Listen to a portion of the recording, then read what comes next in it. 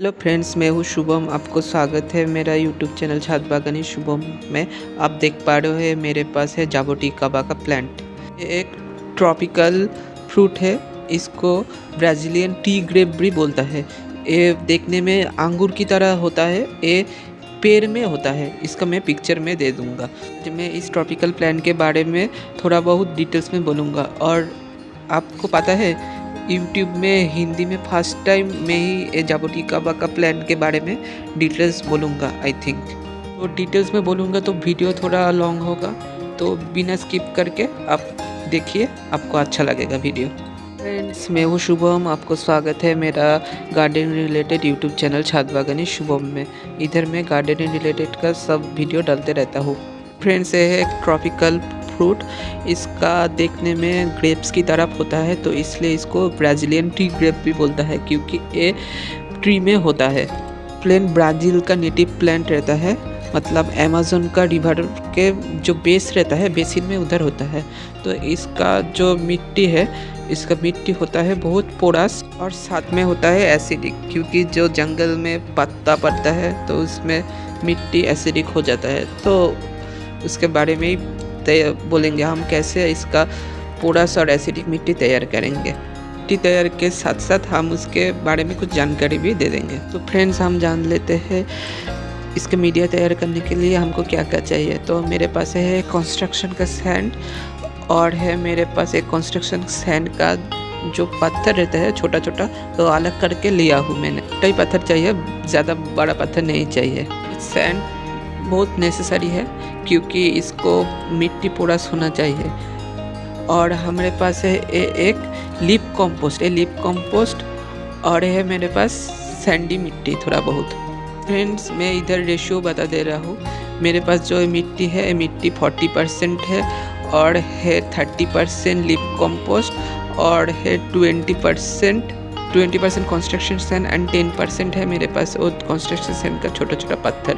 आपके पास ये Sandy soil नहीं है तो आप क्ले सॉइल भी यूज़ कर सकते हो, मगर जब क्ले सॉइल यूज़ करेगा तब आप मतलब 30% क्ले सॉइल लो और सैंड लो आपका 30%। और आपके प्लस क्ले रेड सैंड है, मतलब रेड सैंडी सॉइल है, तो आपको अलग करके जो सैंड और जो पत्थर है ये आपको लेना नहीं पड़ेगा। तो अब आप 60 to 70% ही आप ले लो सैंड, इसे रेड सैंडी सॉइल, और आप लो 30% लीफ कंपोस्ट।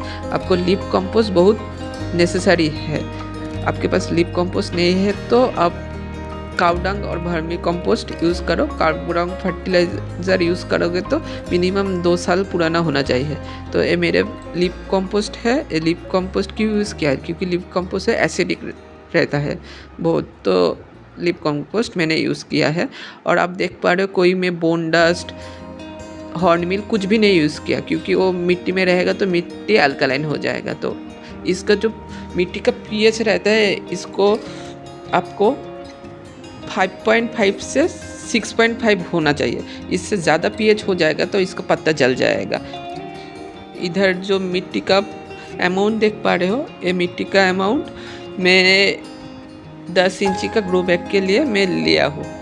जो मेरा प्लांट आपको देखा वो लगभग 3 साल का पुराना है, और एक प्लांट सीड से उगा हुई प्लांट है। मैं सीड से ही उगाया था, क्योंकि जाबोटिकाबा सीड से होगा तो अच्छा रहता है, क्योंकि 3 से 4 साल में एवरेज फ्रूट्स दे देता है, और कुछ कुछ वेराइटी है तो 5 साल के अंदर ही फ्रूट्स देता है।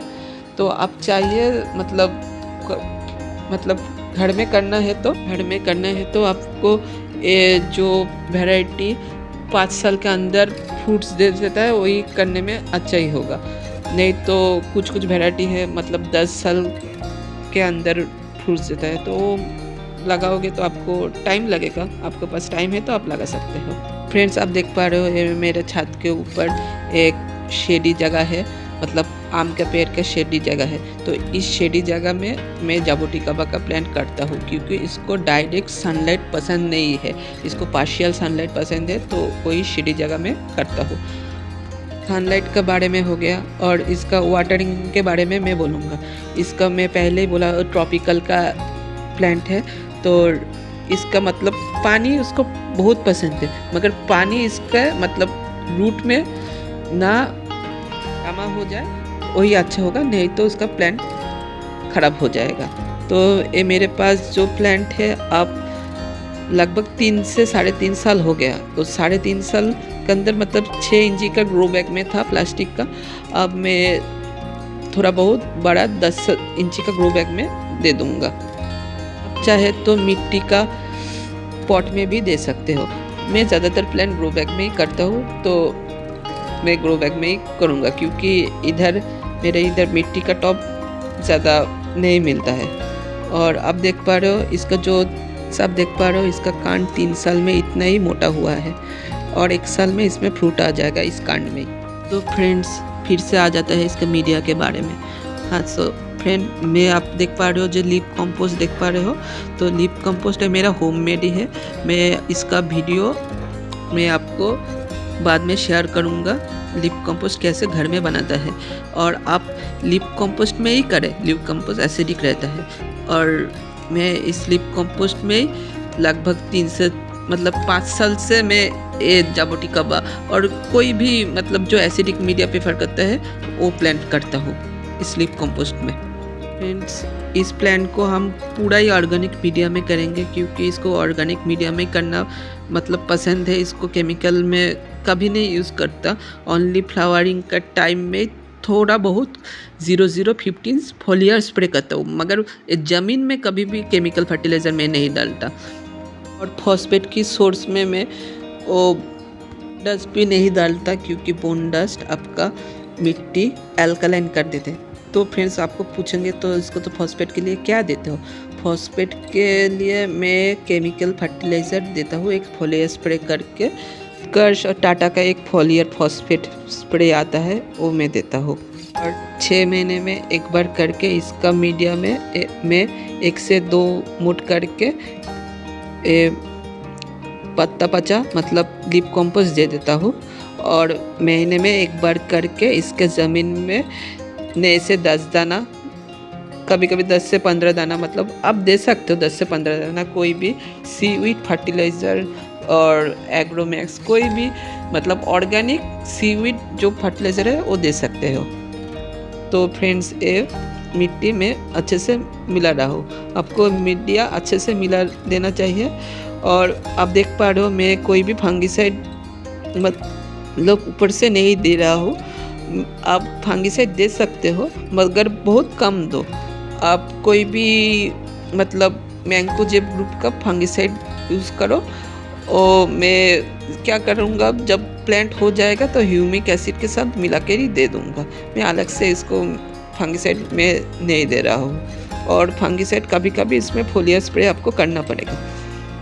तो दोस्तों इसका मिट्टी के एसिडिटी रेगुलेशन करने के लिए हमको क्या चाहिए? तो एसिडिटी रेगुलेशन करने के लिए हमको जो अंडरग्राउंड वाटर है वो आपको देने में अच्छा होगा। कॉर्पोरेशन का जो वाटर होता है आप कोशिश करो कम यूज़ करने में। और जिस जगह में कॉर्पोरेशन का वाटर क्लोरीन वाटर रहता है तो उसका बिना कोई वाटर नहीं रहेगा, तो आपको क्या करना पड़ेगा? आपको तो यूज़ ही करना पड़ेगा। तो आप क्या करोगे, आप 2 से 3 महीने अंदर जो ऑनियन का रहता है ना, ऑनियन का छिलका वो पानी में भिगा के दे सकते हो। कोई एक मतलब माध्यम है मीडिया एसिडिक करने के लिए। और आप 6 महीने के अंदर तो मैंने बोला लीफ कंपोस्ट आप यूज़ कर सकते हो, उसमें भी तो मीडिया थोड़ा एसिडिक हो जाता है। और एक क्वेश्चन मैं बोलता हूँ, आप कभी भी एसिडिक करने के लिए इस पेड़ में कभी भी कॉफ़ी और विनीगर मत यूज़ करो। एसिडिक करने के लिए एक लीफ कंपोस्ट यूज़ करो, नहीं तो वो प्याज का छिलके वो भिगा के दो। इसमें मीडिया थोड़ा एसिडिक भी हो जाता है और इसमें थोड़ा सल्फर भी रहता है। और माइक्रो न्यूट्रिएंट्स तो सीवीड से ही आपको मिल जाएगा, उसमें काफ़ी हो जाएगा। तो ये मेरे पास आप देख पा रहे हो 10 इंची का ग्रो बैग है। इसका ड्रेनेज अच्छा होना चाहिए, तो मैं इसमें होल कर लूँगा। आप देख पा रहे हो बराबर की तरह मैं होल कर दे रहा हूँ। फ्रेंड्स आप बात करते हैं इसका कुछ वैरायटी के बारे में।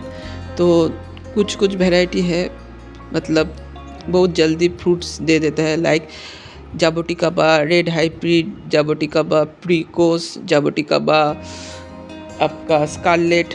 जो वैरायटी के बात में किया वो एवरेज 4 साल के अंदर, 4 से 4.5 साल के अंदर फ्रूट्स देता है।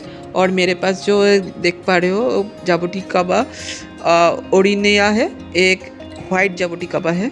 इसका मतलब बाहर से फ्लैश ग्रीन कलर की होता है।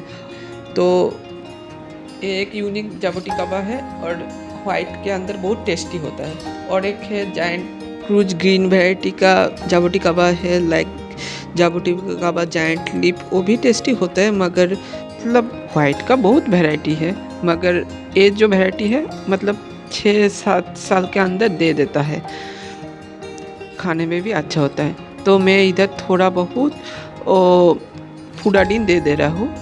एक पॉइजन है, मतलब ये देने में क्या होगा, मिट्टी में मतलब चींटी वगैरह नहीं होगा, तो हमको ये चींटी वगैरह नहीं चाहिए। और एक है नीमाटोड इसको नहीं लगेगा। और ये जो प्लांट है मतलब ये ज़्यादातर डिजीज़ फ्री ही रहता है। वो साल में एक बार करके आप इसमें फूडाडीन दे दीजिए, वही काफ़ी है। और कभी कभी मतलब बरसात के पहले और बरसात के बाद में आप रिडोमिल गोल करके एक फंगिसाइड दे सकते हो। तो ये मैं फ्रेंड्स में ये मीडिया इसके अंदर मतलब एक ग्रो बैग के 10 इंची का ग्रो बैग के अंदर मैं डाल दूँगा। एक फ्रेंड्स इसके प्लांट के बारे में, ये प्लांट बहुत स्लो ग्रोथ करता है, आप देख पा रहे हो। तो मेरा 3 साल में इतना ही मतलब 3.5 फुट ही हो चुका है, 3 से 3.5 फुट ही हो चुका है। तो आप देख पा रहे हो 3 साल में इतना स्लो ग्रोथ। तो एक ड्वार्फ वैरायटी है, तो इसलिए ये अच्छा ही होगा कोई भी छाद में करने के लिए, रूप में करने के लिए। और फ्रेंड्स आप छोटा 1 साल के बिलो 1 साल के कोई प्लांट रहेगा तो आप कोशिश करिए उसको डायरेक्ट मतलब बरसात का पानी मत दो, उसको आप अंडरग्राउंड का ही पानी यूज़ करो। 1 साल का बड़ा हो जाएगा तब आप बरसात में आप दे सकते हो। और फ्रेंड्स आप देख पा रहे हो मेरे प्लांट में जो पत्ता है उस किनारे में कुछ मतलब जल गया है, ये जल गया है, मतलब ये थोड़ा फंगिसाइड ज़्यादा हो गया था मिट्टी में, इसलिए थोड़ा जल गया था। देख पा रहे हो इसका मीडिया कितना सेंसिटिव है। तो फंगिसाइड आप क्या करते हो, 1 लीटर में 2 ग्राम मिला के देते हो, मगर इस प्लांट के लिए 1 लीटर में 1 ही ग्राम यूज़ करो। फ्रेंड्स इस प्लांट का और इस फ्रूट का मैं हेल्थ बेनिफिट के बारे में थोड़ा बोलता हूँ। ये जाबोटिकाबा फ्रूट बहुत टेस्टी के साथ साथ इसमें बहुत सारा एंटीऑक्सीडेंट रहता है, स्पेशली एंथ्रोसायनिन भर के होता है। तो एंथ्रोसायनिन क्या करता है आपको पता है, एक एंटी कैंसरियस एंटीऑक्सीडेंट है। तो और साथ में ये एंटी इन्फ्लेमेटरी भी होता है और एक ब्रेन बूस्टर भी रहता है। तो आपको इस एक सुपर फूड ही माना जाता है ब्राज़ील में और अमेरिका में। तो आप कोशिश करिए ये प्लांट आप करने के लिए एक।